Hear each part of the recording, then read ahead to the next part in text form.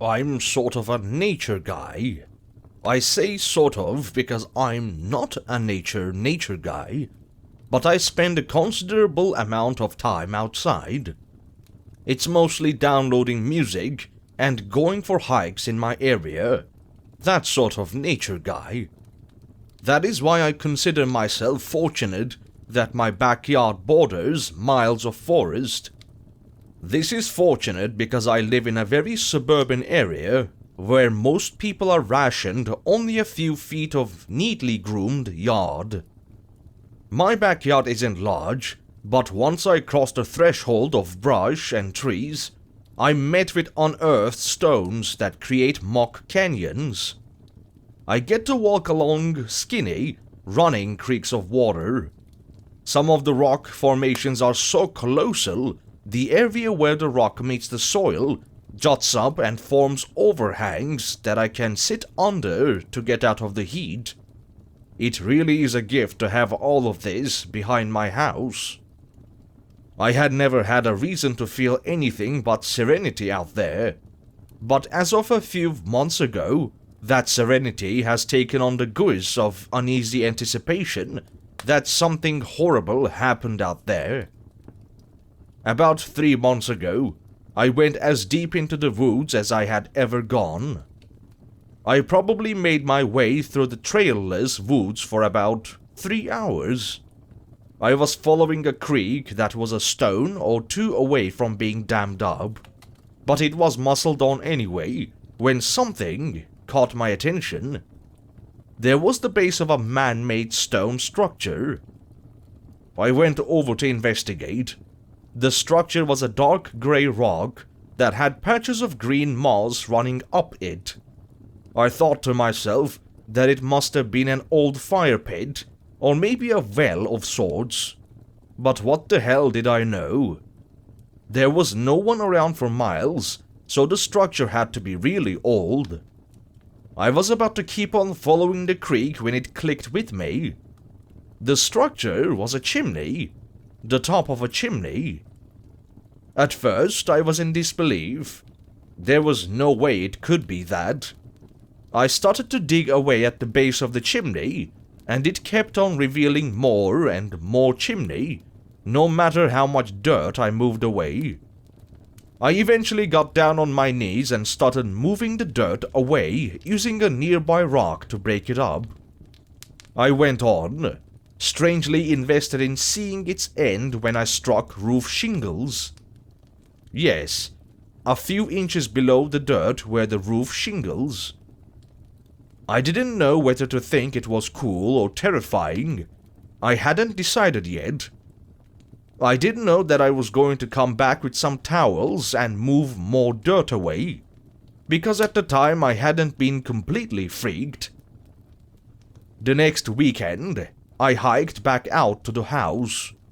The house had been on my mind almost obsessively. I made my way out with a newly bought pickaxe and a shovel from my garage. After a pretty rough few hours, I made it to the house.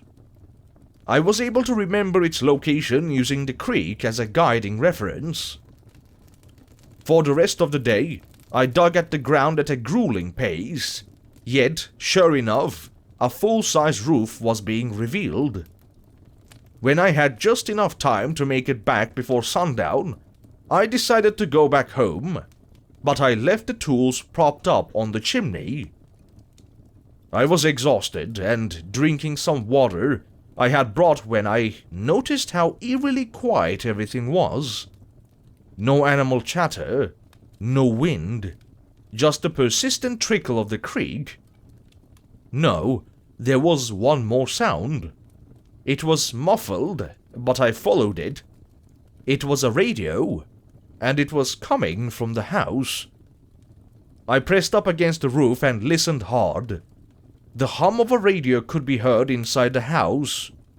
Someone had to be living inside the house. I suddenly felt a sense of dread. I felt a sense of being miles from home and potentially not alone. I left immediately and made a leg-numbing trek back to my house. About 2 months later, I went back one last time. Curiosity got the best of me, and I wish I could say that I was smart and forgot about it. But come on, could you forget about this? I made it out to the house. It was the exact same way I'd left it, tools and all. There was no radio playing though. I had gone out there early, so I had time. I got to work on digging out the roof. I dug a pathway to the edge of where I thought the roof would be, so I could dig down the side of the house. Relatively quickly, I made it to the edge and began down. I worked fervently and with great focus until I had about an inch of window exposed. I stuck my head into the hole to press up against a tiny sliver of the window, but I couldn't make out anything. I dug for nearly an hour more until I had the window almost completely exposed.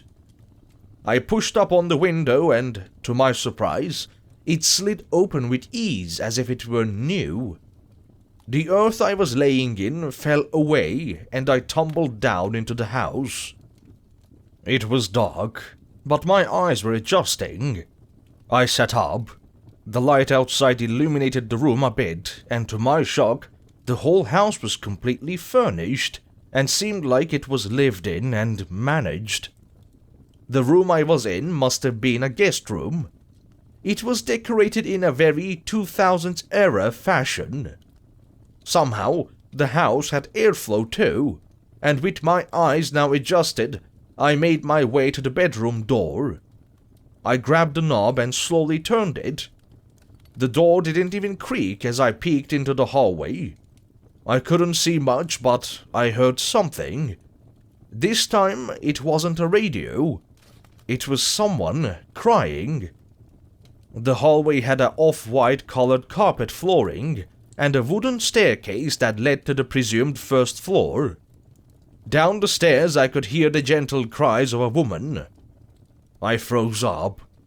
I wanted to call out for her, but I knew I had crossed a personal boundary of mine hours ago when I decided to come out here. I must have been locked up for a minute or so when a new sound was born. Footsteps, and they were coming up the stairs fast. I quickly shut the door and made a hard turn towards the window. I scrambled anxiously up the dirt mound that had let itself into the room through the window. Whatever was coming after me had opened the door and was gaining on me, but did not make a sound besides the heavy footsteps. I got out the window and slid it shut, right as something pounded up against it.